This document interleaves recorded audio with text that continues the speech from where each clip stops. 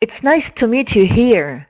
And our meeting is the first, as I have said, just now in 2015. And let me again congratulate you with new year and wish you great fulfillment of all your plans. So, um, let me introduce myself. According to this list, some of you I know, but maybe some of you do not know me.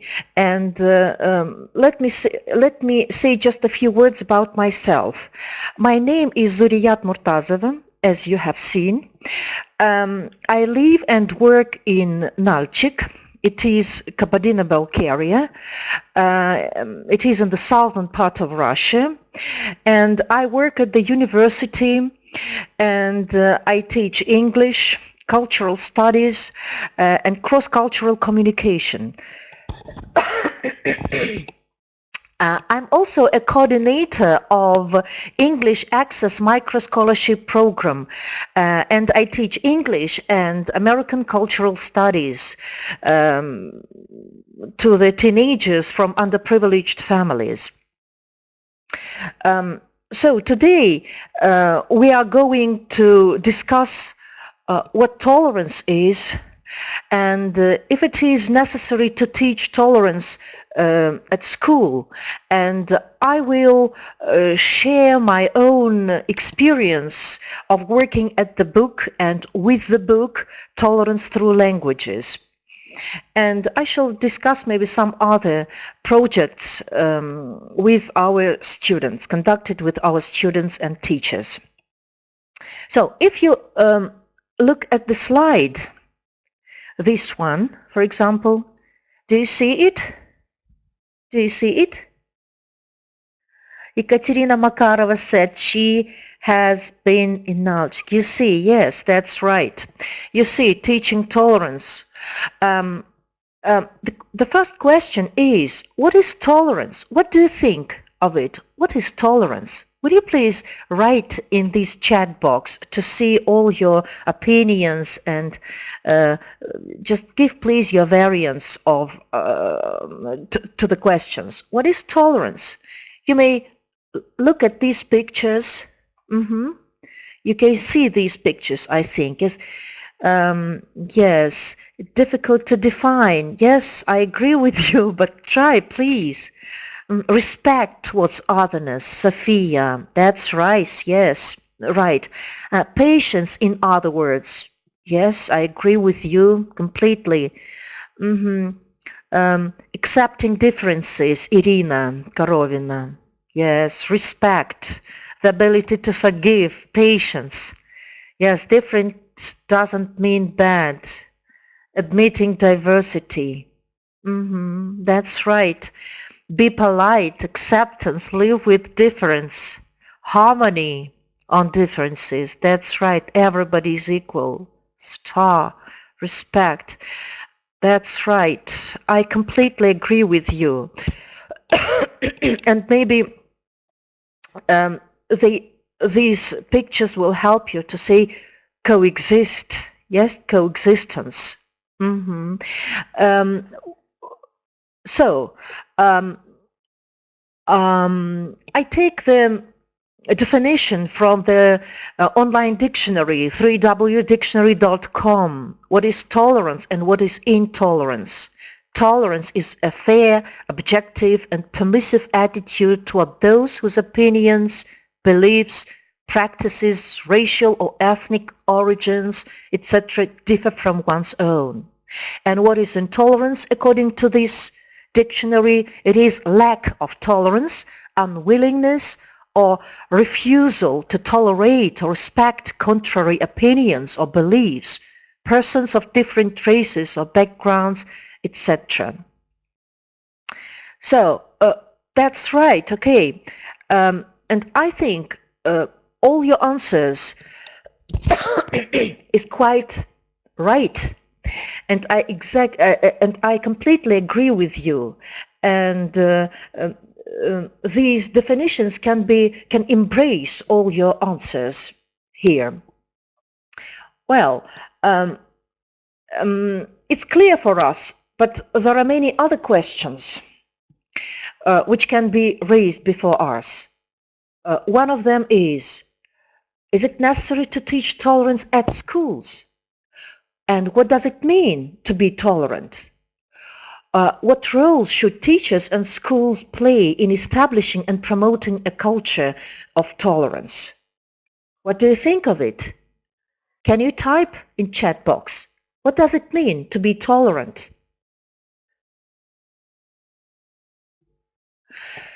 Yes, it is awareness that tolerance is not something that is simply taught to students. There must be some examination of our own beliefs. Um, yes, you need to treat people equal. Yes, I quite agree with you, Victoria. But in my opinion, being tolerant involves an acceptance of diversity. You accept that people or ideas differ and believe that these differences can coexist. So to accept differences of opinions and practices, Tatiana Okninskaya, yes, quite right, I quite agree with you. To tolerate differences means that while you may not agree, you consent to coexist without disapproving in ways that would cause harm. And being tolerant is acknowledging that those around us possess different perspectives while agreeing to disagree. So, the question is it necessary to teach tolerance at schools? What do you think of it? Yes or no? Yulia, yes, agree, sure, yes, yes, yes, I think all of you will say yes and sure. Of course, I completely agree with you that we have the need. Not sure. Yes, it's it's your right. Yes, it's your right. But I agree with those who think that we have the need for tolerance education in school. Starting from kindergarten. So when most people think about the word diversity or racism or tolerance or intolerance, it is unlikely the image of classroom, of school classroom that comes to mind. Yes? However, this is the very place where educators must ensure that such issues are explored. Do you agree with me that this is the very place, or starting from kindergarten, as Sophia says? Um, Through tolerance and diversity education, teachers provide all the students without exception with a solid foundation on which to build and a well-developed tolerance. Yes, and then even in the family, of course, Tatiana, I quite agree with you. But a well-developed tolerance and diversity educational program can enhance and promote acceptance and respect of differences. So I think sometimes we can help the students to break the stereotypes in cultures, disabilities, race, gender, age, medical conditions, and these breakings should be at the foundation of tolerance and diversity education. Excuse me. And unfortunately, nowadays, Alicia writes, teaching tolerance must be started as soon as possible. Quite right, from kindergarten and from the very first years, yes? But unfortunately, racism nowadays and intolerance towards diversity still exist in our society, and lack of knowledge and education in this area can contribute to intolerance and violence towards members of the society. And I think that educators, okay, should be interconnected. Okay, I will read. Tolerance should be interconnected with the educational process. I quite agree with you. But there are people who do not think so. Do you agree with me? But educators must provide accurate information in order to assist students in their formation of attitudes towards tolerance, towards respect, towards accepting diversity of cultures. So, as you see, there is another important question here. Is it necessary to infuse tolerance education through contextual teaching and learning? They understand what is contextual teaching and learning. It is methodic approach, contextual teaching and learning. So before answering this question, let's see what it is. What we have there, contextual teaching and learning. It is an approach which is based on the premise that students will learn better and remember more when they are able to find meaning in academic lessons. And it is also based on the goal of a teacher using contextual teaching and learning is to connect academic content with the social, cultural, physical, and psychological experience of the students. It was marked in the article by Hall in 1993. So contextual teaching and learning has some components, and they are making meaningful connections, doing significant work, it may be projects, learning activities, self-regulating learning, collaborating, critical and creative thinking, nurturing the individuals, reaching high standards, and using authentic assessment. So, if you want to succeed, you can use contextual teaching and learning, and it will work perfectly. Yes, this approach seems to be the best. Yes, Sophia, I quite agree with you. But if you want to succeed, you also have to follow 4 steps. And the first step involves the self-examination of personal beliefs and biases. The acknowledgement that people tend to act on their beliefs was important in many, many respects. And we are, you know, that we are what we do. And it is undeniable that we do as educators in the classroom is influenced by our values and biases. The first step began with the self-examination of personal biases towards tolerance and diversity. And before attempting to understand the diversity and the uniqueness of students, teachers should analyze their own personal preferences and tendencies. As one scholar named Creswell noted once, knowledge is within the meanings people make of it. Knowledge is gained through people talking about their meanings. Knowledge is laced with personal biases and values. Knowledge is written in a personal, up-close way, and knowledge evolves, emerges, and is intricately tied to the context in which it is studied. I think we all can agree with him that knowledge plays very important role in students' life, first of all. So the premises for the first step. Well, yes, the premise for the first step is that the individuals must be mindful of their own cultural self-awareness in order to recognize the cultural underpinnings of their professional practice.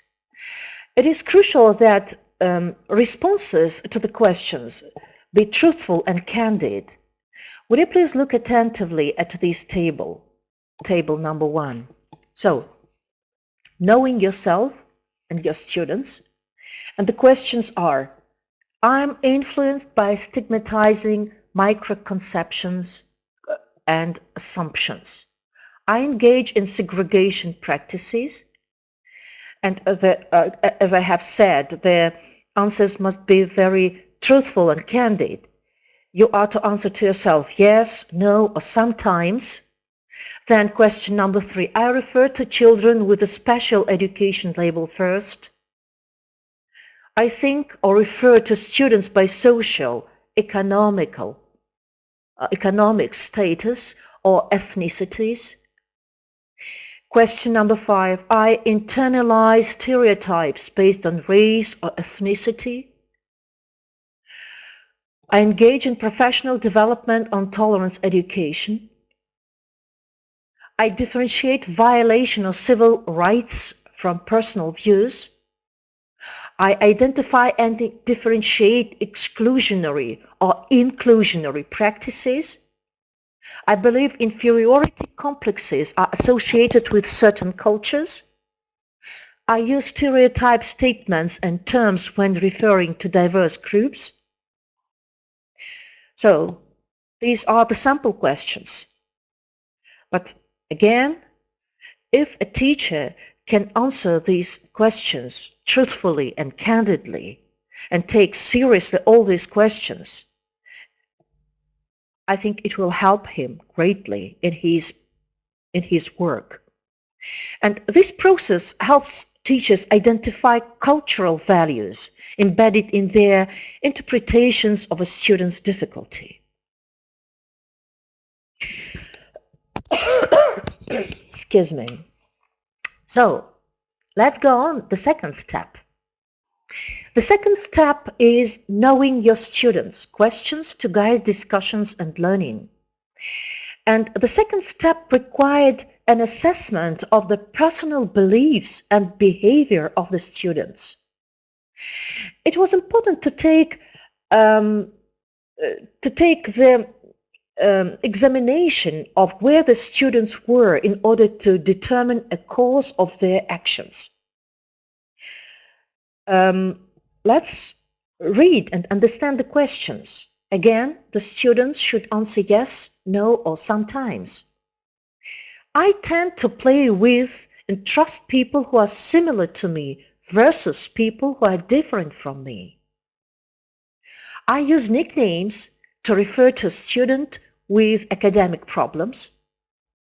I think or refer to others by where they live. Interesting, yes?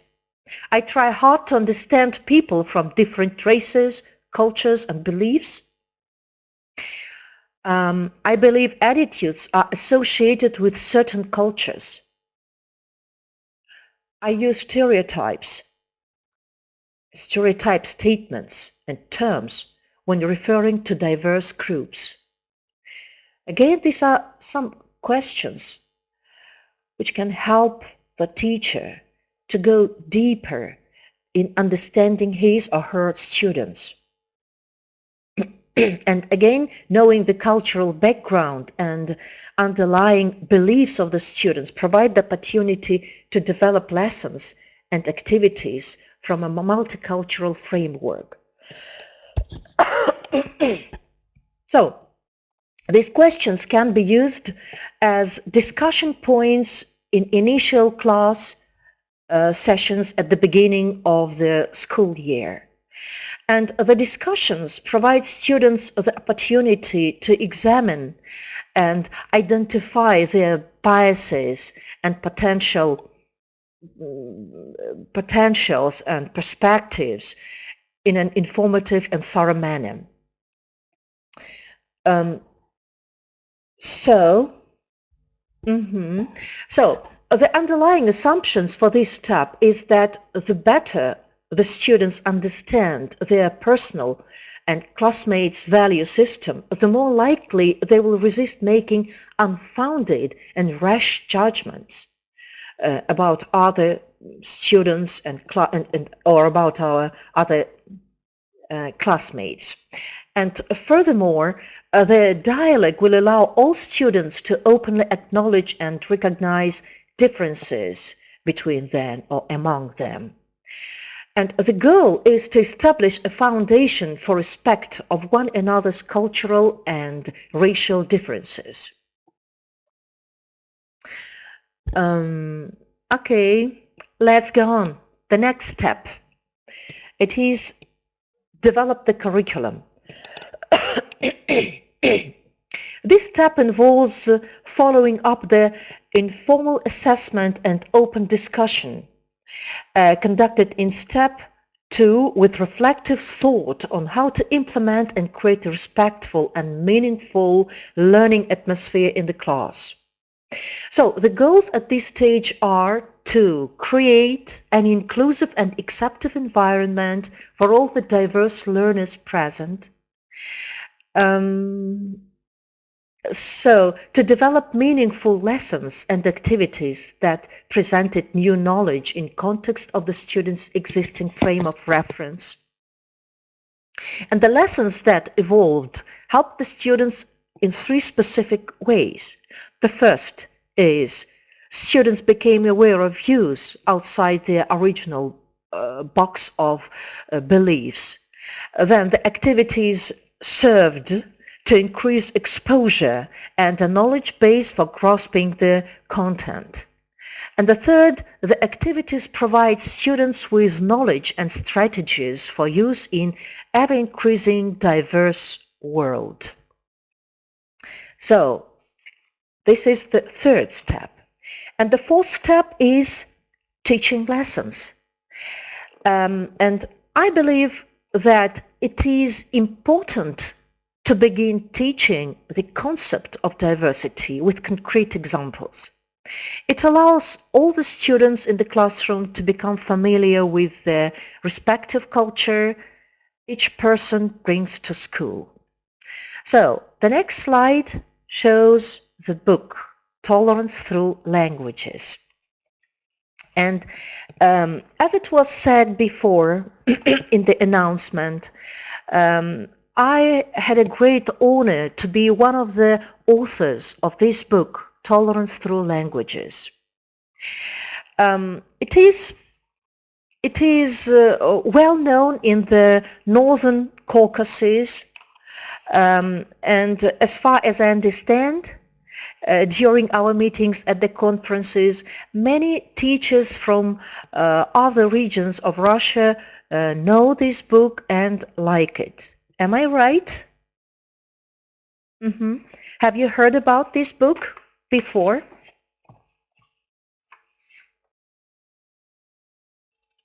Mm-hmm. Yes. No. Okay.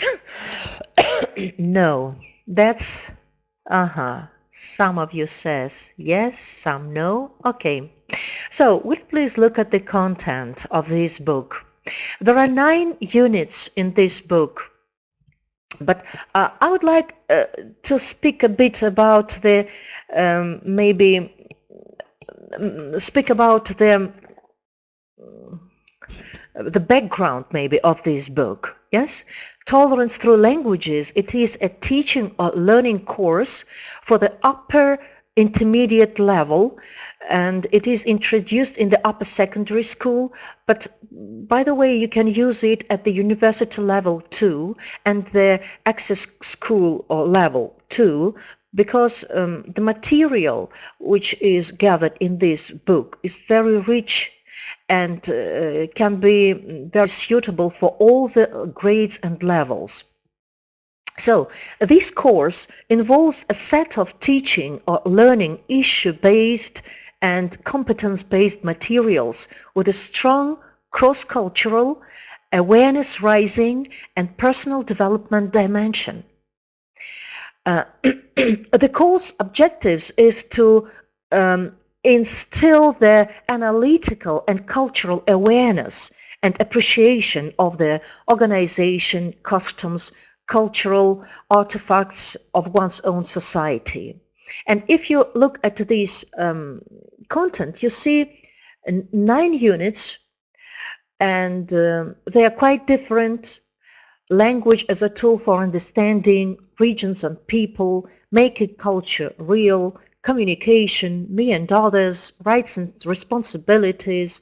You see local versus global, conflict resolution, your future lies in your hands, and the fact file.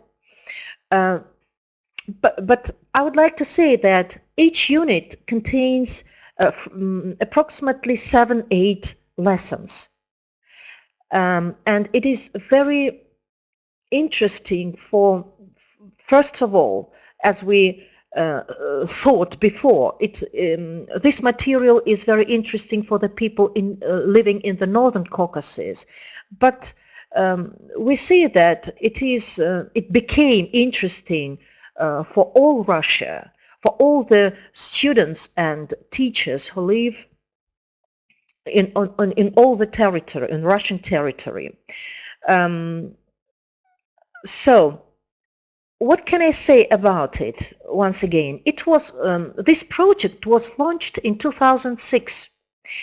And first of all, the teachers and lecturers from school, colleges, and universities were selected to take part in this project. And besides some teachers from Sochi region, St. Petersburg, Moscow, and Britain.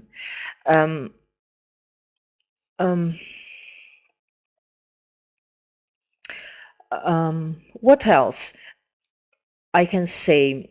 The texts. Let's go on speaking about this textbook. I scanned some of the units and some of the lessons here just to give you an opportunity to see what subjects covers the themes here and what is interesting maybe for you and for your students in future if you like to gain this book. First of all, it is language as tool for understanding. We took language as a tool for understanding as the first lesson and first unit, just to speak about the languages existed and how they spread on the earth. And of course, we focuses our attention on the language diversity in Russia. There are very many different, I can take this book, this is this one, and it's better for me to look through this book, yes, and look here in the textbook.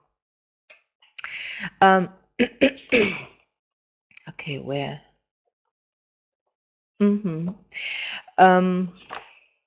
It was very interesting for the students to know about the language diversity in Russia. And as you see in this slide, the students have the tasks, assignments to know more about languages, about the language as the tool. So the next slide is map of Russia, if I'm not mistaken. Yes, this one, map of Russia. It's very interesting task too. So the majority of languages in Russia derive from one of 4 language families, and it is given, the information is given in this text, and it covers very interesting information about languages, nationalities in Russia. So there are many interesting, it seems to be very actual. The next task, very interesting also. The students are supposed to make some, to do some researches and fill the table here, where languages, countries, and members of speakers. We know such kind of exercises are given in our textbooks, but when you speak about the languages you know or in your neighborhood, it is more interesting for students to find some facts and information and come up with ideas in the classroom. the students are supposed to prepare and give presentations on the language spoken in their region. Okay.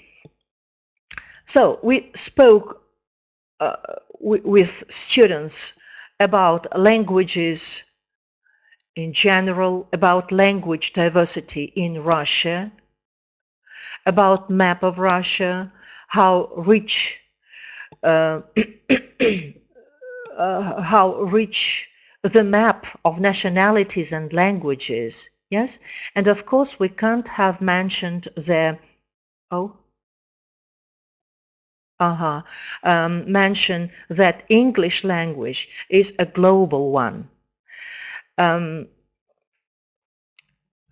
students are supposed to.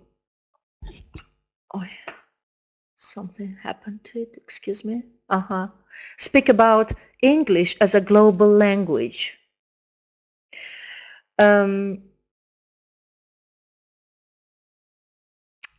It is very interesting. What happened? See here. That's right. It disappears from time to time. It's very important to understand that English language, of course, it's very important to know English language, but language diversity helps students to understand better culture, his own or his neighbor's culture. And of course, we pay special attention to the language links.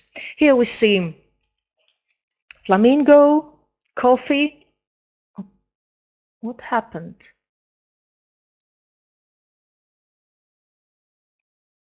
It disappears.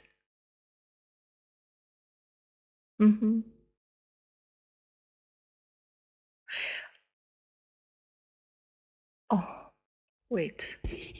That's right.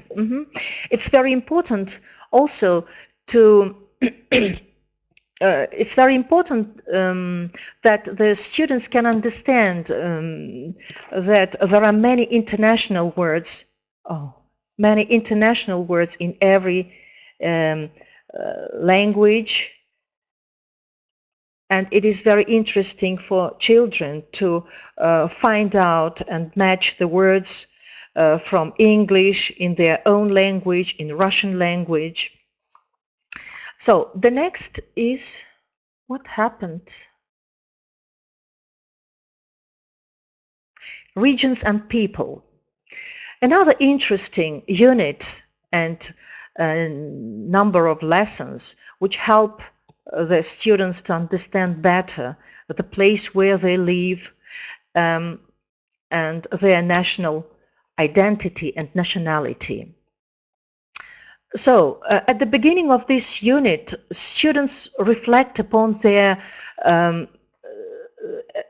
about their own knowledge of their regions and do research to find more information about some geographical features of the place they live.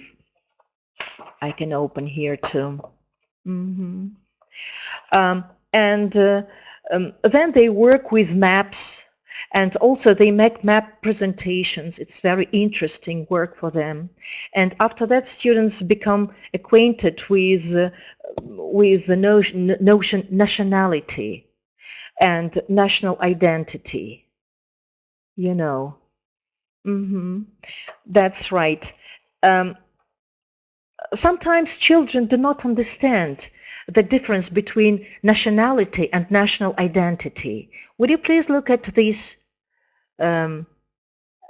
lesson 3, national identity? And would you please type, what do you think about national identity? Do you know the people here? You see? Do you know the people here? And what is the difference between nationality and national identity? Do you know? Yes, Georgi, if you know, Dima Bilan. Yes, the first. Mm-hmm. Who else? You see? Mm-hmm. That's right.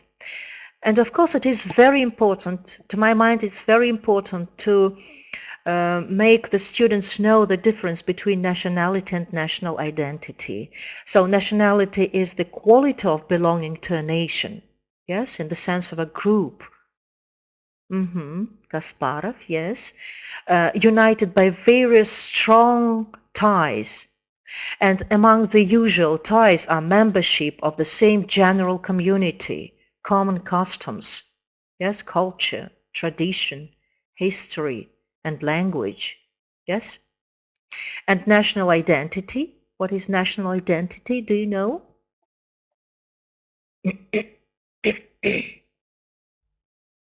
National identity is everything, oh, that is national associate itself.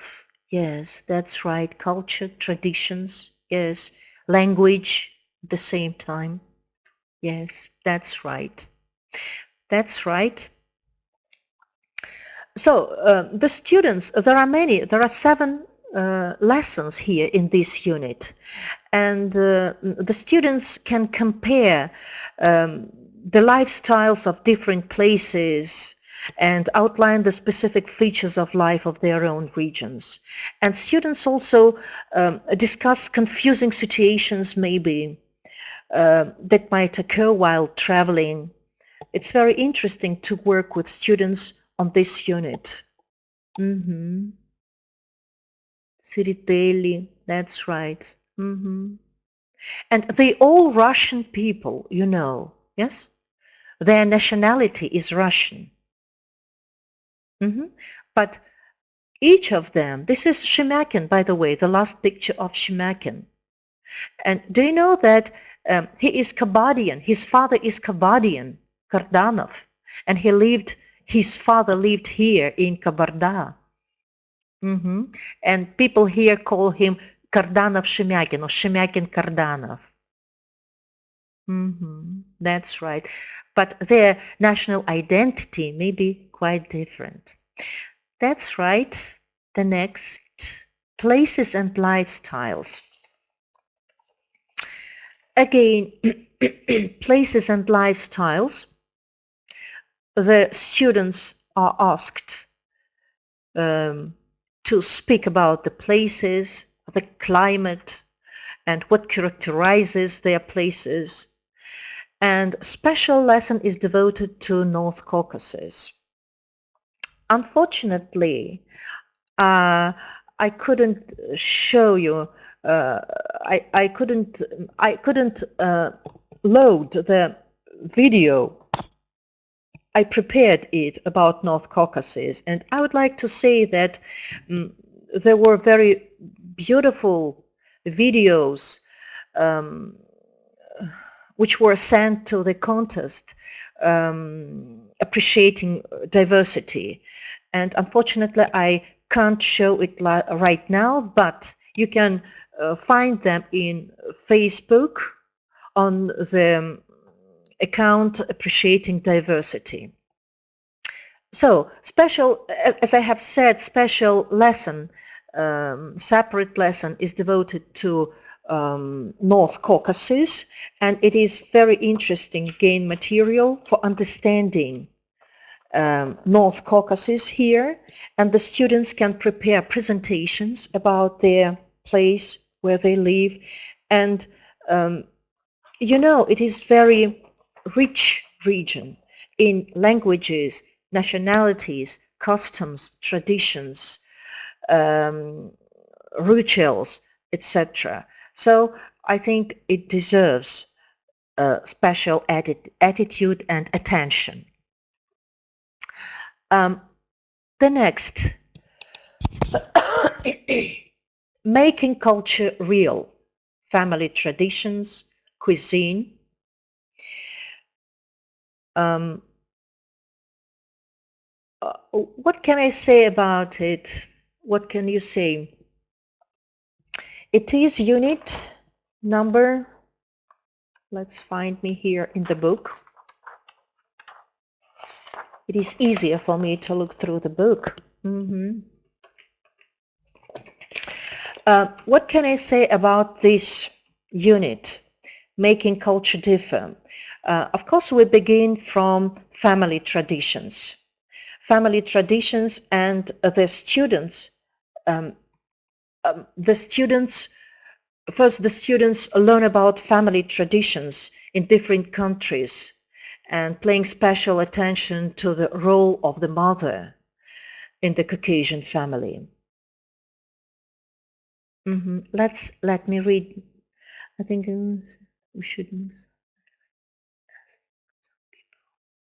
Okay, that's right. So in this unit, it is very important to speak about the role of mother in Caucasian family, and that's why there are some assignments devoted to the role of mother. And again, the students will learn about different national cuisines and design a new restaurant menu in group. And after that, students will get acquainted with the rules of table etiquette in the Caucasus. So also the students will learn about cultural diversity and existence of various behavioral concepts and social conventions in different countries. It's also interesting to speak separately about the cuisine, and it is shown in lesson 2, you are what you eat. Um, so the students like very much to speak about meals, and here are different, not only Caucasian dishes. Yes, you see sushi, Japanese, so Russian, Cambodian, Uzbek, then Italian, etc. cuisines, and children like to speak about it and discuss, and sometimes they even prepare and cook these dishes and come with it in class. The next, cultural diversity and culture shock. Cultural diversity and what is culture?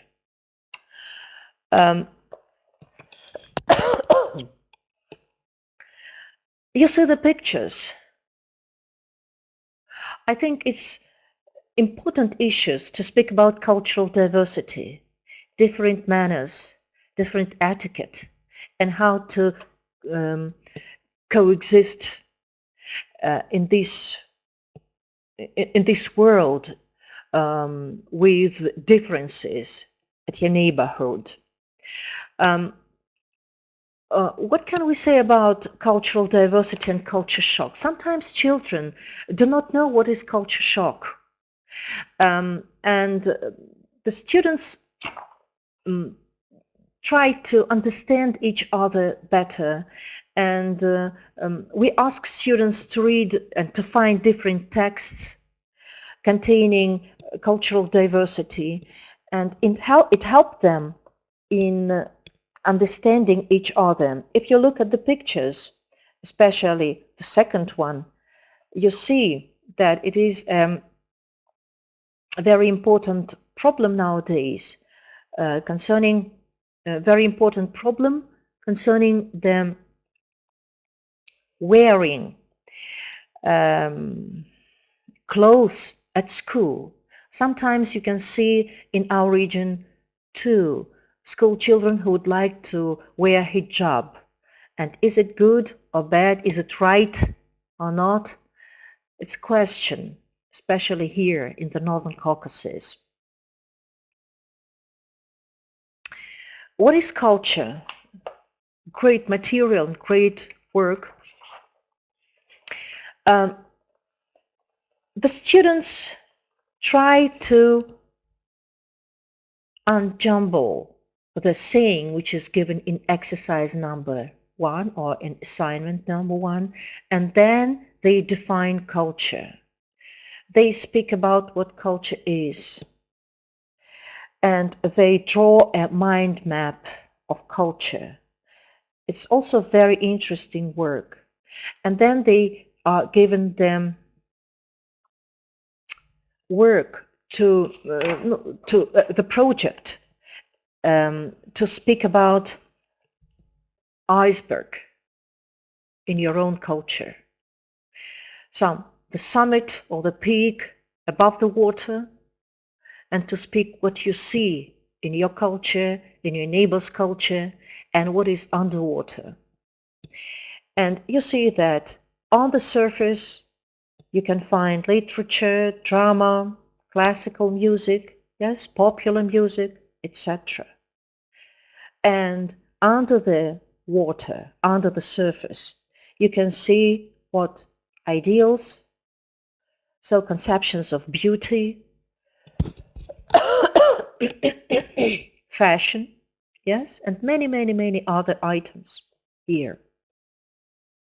Of course, it's very interesting work, and this assignment helps the students to go deeper into their understanding of their own culture, to think and try to understand his classmates who are not of the same uh, nationality as he or she is.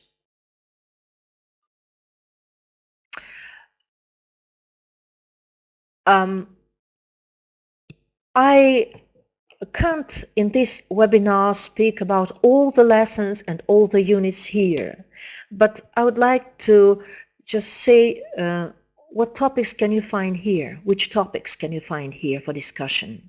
They are interpersonal relationships. Dance is the hidden language of the soul. How to say no politely. It means assertiveness. Habits, rights and responsibilities. What to wear, Muslim clothing in school. Code of behavior in class. National parks, animals and plants as national symbols. Family rules, family conflicts, conflict resolutions, interpersonal personal relationship, joyful communications, what else? And many, many other. Know your rights, rights and responsibilities, I've said, and many, many others.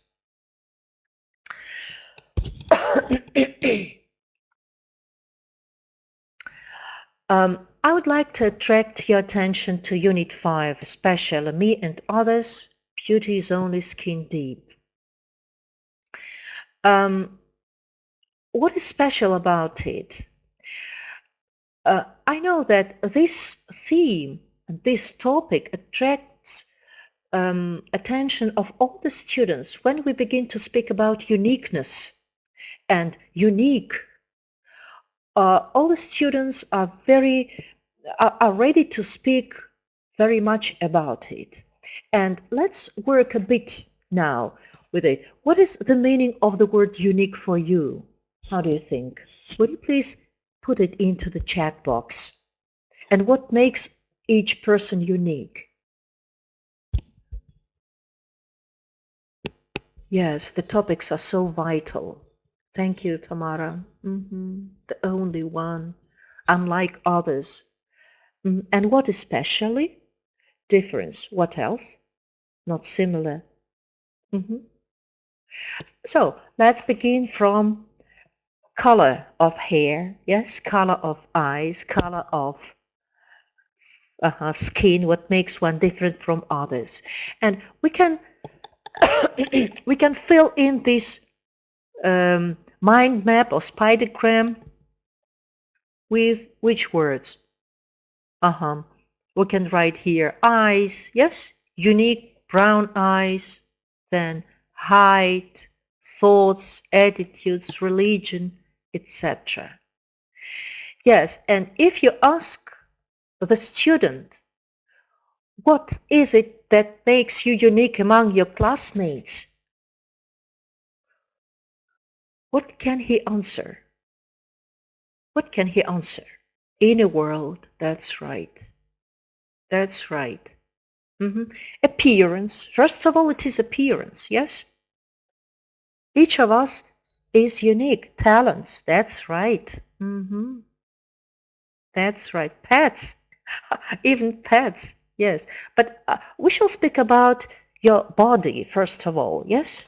Surname, hobby, family, way of thinking, abilities, character.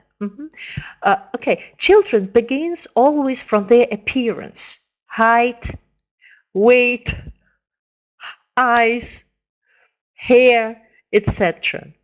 So the next question I ask students, is it necessary to respect for others' unique qualities? And of course the answer is yes. But sometimes students do not think about these questions. What is uniqueness? Is it necessary to respect? They do not even think of it. And our task is, first of all, to make them think. Make them think about uniqueness, unique abilities, to think about to respect or the respect for other unique people. Yes? So, can you clearly see the picture here? Do you see it? Or so?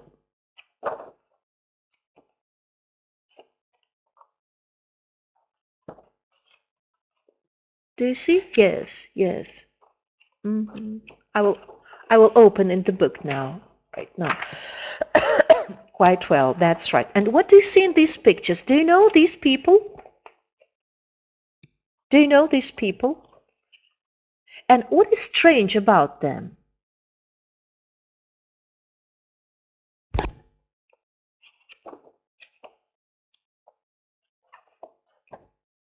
Mother Teresa, yes, yes. What else? Mother Teresa, only him. Do you know the person in the first picture?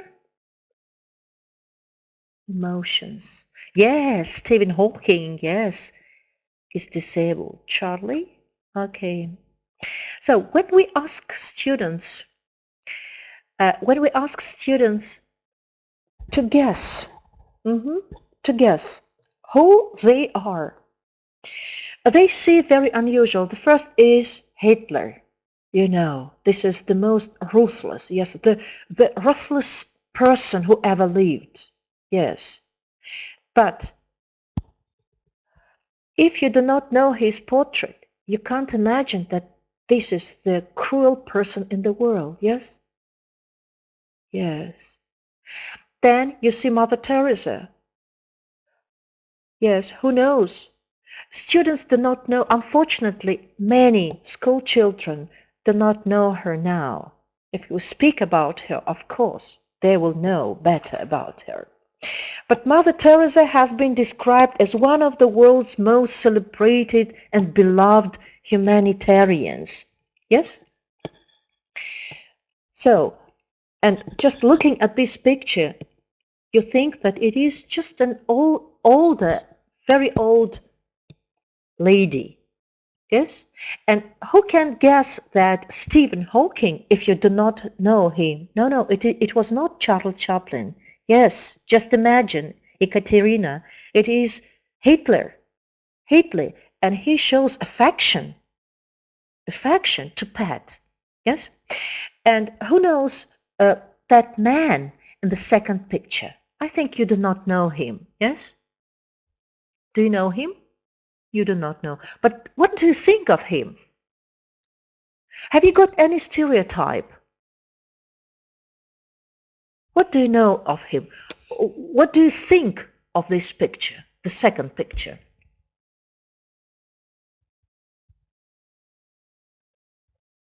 Try to guess according to his strong man. Yes, according to his picture. Strong man. Again, what else? Irina only said, messing with Svetlana. He's rude, Yulia. Oh, gentle, Yelena. Maybe an actor, Yelena. Aggressive, Marina. Close, close. Powerful. Okay. You never guess. So it is Ted Bundy. Ted Bundy has been described as the most unlikely looking serial killer in America. Oh, he's a philosopher, Christina. Julia, yes, aggressive. Yes, this is the picture of serial killer in America. Really, really. And he eventually confessed to the murders of 28 young women, and he was executed in 1989.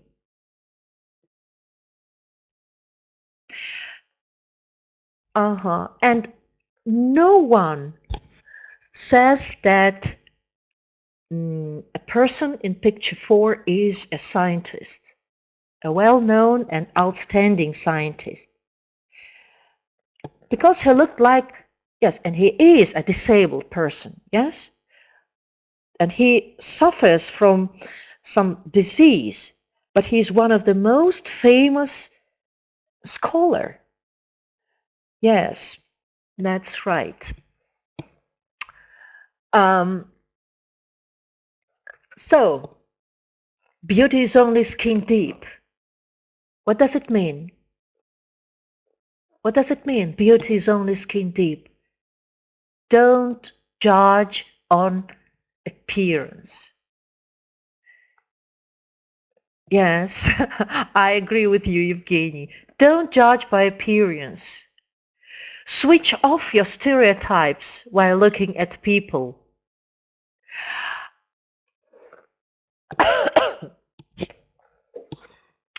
I think you know these pictures, yes?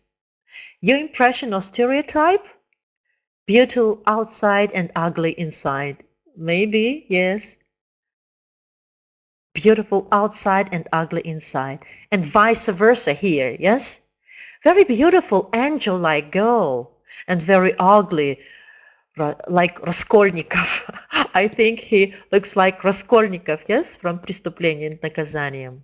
But when you see another picture, of course it is stereotype, ugly inside and maybe beautiful outside, vice versa, yes, ugly, ugly inside, yes, and beautiful outside, yes,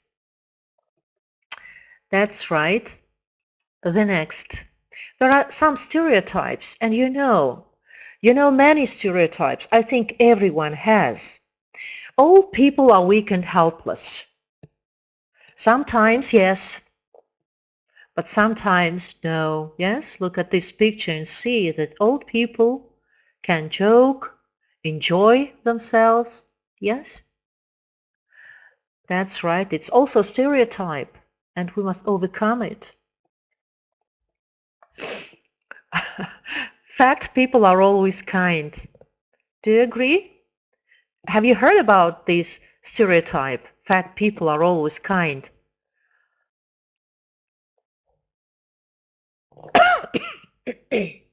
Yes, no. Yes, no, yes, no. But I think we have heard it. We have heard it. But I think it's also a stereotype. Yes? Oh, oh, don't speak about you that you are fat. Oh, no, no. Okay. The next. Um, okay. That's all about the materials inside this textbook. It's very interesting. It's very interesting, and I think it's good to have it and to use sometimes from time to time at your classes, just to give the opportunity to speak about culture and cultural diversity, to speak about different cultures um, and different topics. Um, what I would like to say more. Um, this book was piloted in 5 regions. It is Kabardino-Balkaria, Ingushetia, Sochi, St. Petersburg, and Moscow. And the teachers um, said the following about this book. Let's read some of these phrases. Um, well, all the topics are interesting and relevant to the students' needs. This is the feedback from teachers. Research activities were mostly popular among students. Find out about yourselves lessons. We like it. We like it very much. So this course teaches students to be tolerant to other people, their languages, culture, customs, and traditions. The next. All the topics are interesting and relevant to the students' needs. One more. Everything was all right. Even history teachers in the school asked me to translate some materials from the course to introduce them in history lessons. And one more. Content and language support are great. Pupils liked that, and I did too. So these are the opinions of teachers. And we also made some survey among students, and what they told us.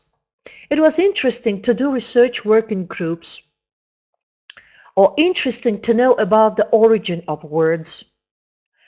Then material gives us a good opportunity to express own opinion. It helps to develop speaking and thinking in English. Unusual kinds of activities, an ability to learn some facts about the region I live in. It taught us to be more attentive and friendly to the people around us. I've never thought about such notions as national identity, lifestyles, tolerance, and language diversity. And I learned how to control my anger. By the way, one of the lessons is devoted to emotional intelligence, and it is also very interesting. So, I would like also to cite the words of Elena Baravikova. She is the specialist of British Council, and she was our coordinator of this project. She said, "We often are asked why the project is called Tolerance Through Languages, not Language. The idea behind it is based on the following. One language implies one policy and makes the course be vulnerable with a risk to be regarded as imposing. More languages can state more positions and make similarities be more visible. It helps to avoid stereotypes as well. Besides, multicultural by itself means multi-language." That's her words. I would like to say that this course is issue-based, and it shows the language diversity. It discovers the problem of English as the language on the planet. It shows or indicates the language diversity in the particular region and in Russia in general. And I think that this book is not only for Caucasian region, it is for all of Russia as well. So, uh,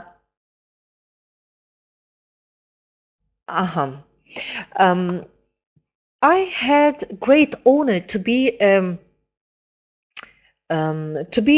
trainer at the Access alumni meeting in Orleans, and one of these lessons I gave there, and we spoke too much, and our meeting was very, very inspiring. And after that meeting, the president of alumni came up with proposal to write the essays of tolerances. And in honor of International Day of Tolerance on November 16th, the essay competition Tolerance Stories was launched. And we got from 26 participants of different access sites. And the access students shared amazing stories of tolerance, acceptance, and understanding. Maybe some of you know about it. And the results are the following. The first, Irina Klimagina, It's Not About Global Warming. The second prize by Leila Mohamedgaliyeva, Barriers of Communication. The third essay written by Olga Averina. And the fourth, the shortest ever story about tolerance. This essay was written by a group of students, Kamila Tukhvaltulina, Anna Tsareva, and Anna Osipova. Frankly speaking, when I thought about this competition, I took mostly topics from this book, and there are a great number of resources for discussion. And when I got these essays, I didn't dare to appreciate all of them by myself, and I wrote the letter to English language office in Moscow, and together we make this decision, and these students got the prizes. So the English language office team wrote the following letter, Essays of Tolerance. Irina Klimagina, a 16-year-old access student from Kazan, wrote beautifully on some of the major problems in the world. In your essay, It's Not About Global Warming, she reminds us that misunderstanding among people because of our differences is just as important an issue as some of the other difficulties that people face in the world today. We especially like to quote, unfortunately, people don't understand that different does not mean worse. Wow, deep thoughts from a talented and sensitive young woman. Olga Averina, the second prize, gave us some wonderful examples of how people from different ethnic and cultural backgrounds can find common ground through sharing each other's cultural traditions and the importance of listening and being open to different opinions. We agree with Olga that these qualities are more important now than ever. Thank you very much, Olga Averina. The third prize, Leila Mohamedgaliyeva. She wrote the essay Buried of Communication, and she discussed that prevent people from understanding one another. Leila very bravely discussed some of her own personal challenges and how she overcame them. Leila's strong message on diversity as something that makes us stronger and more interesting as a group is a lesson we all need to be reminded of from time to time. And finally, Kamila Tukhvaltulina, Anna Tsareva, and Alla Osipova, also 16 years old, from Kazan, in their essay, The Shortest Ever Story About Tolerance, illustrate how people must look beyond their prejudices to really see people for who they are and not as a label or category. We need to accept and appreciate the diversity that exists in this world and learn to love one another. The English Language Office Team, U.S. Embassy, Moscow. So, on this note, I can say that it was great pleasure, it was great honor to speak to you, to talk to you, and share my experience to you. And thank you very much for attendance.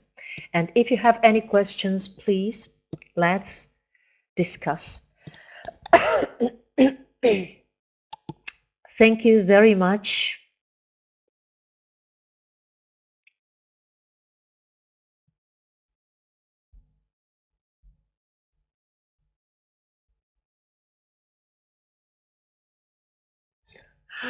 Yes, Ekaterina Makarova wrote very interesting idea. If we take only one book for everybody and the language, we should teach history of communication between different definite peoples. Yes, and in this book I may be mistaken.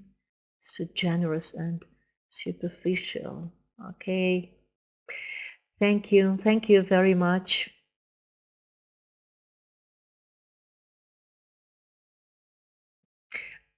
Anastasia wrote, values are various and people are different, but it doesn't mean that we should respect Wahhabism. Yes. hmm I I didn't mention it because it isn't the topic for discussion, I think. It is violence. It is violence. That is my attitude to it. hmm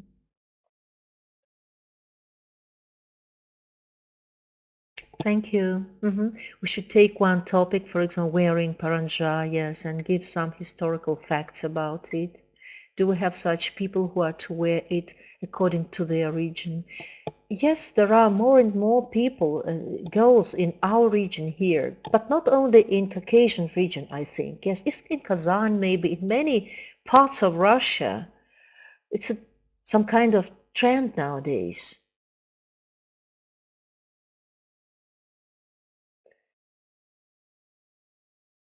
It's not too general. It's focused on the specific region.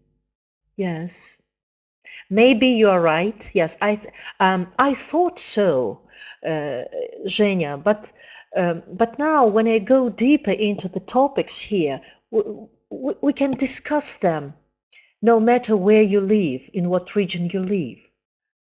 hmm So, Tamara, thanks a lot for wonderful. Thank you very much. Thank you very much. As for the book, you can take it. You see here, All Russia State Library. Here is All Russia State Library for Foreign Literature. In Russian, it is Библиотека иностранных языков in Moscow. You can order this book there. You can't buy it in the shop. hmm